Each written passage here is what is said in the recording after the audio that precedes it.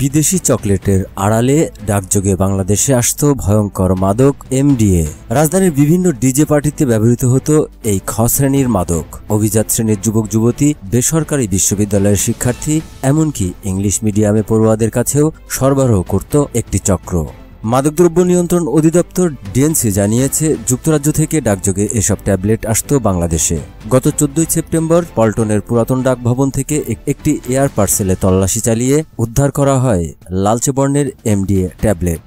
অভিযানে মূল হোতা জিএম প্রথিত শামসহ 5 জনকে গ্রেপ্তার করা হয়েছে। তাদের কাছ থেকে উদ্ধার করা হয়েছে এমডিএমএ, গাঁজা এবং কেটামিন।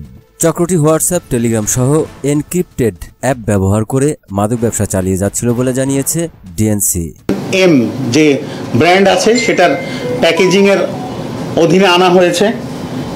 এটা খ শ্রেণীর একটি মাদকদ্রব্য, লালচে বর্ণের এমডিএমএ ট্যাবলেট, যার বাণিজ্যিক নাম হচ্ছে এক্সট্যাসি অবলিক মলি বা হ্যাপি ড্রাগ হিসেবে এটি পরিচিত। অভিভাবকরা যদি সচেতন না হন তাহলে কিন্তু এটা ছড়াবে।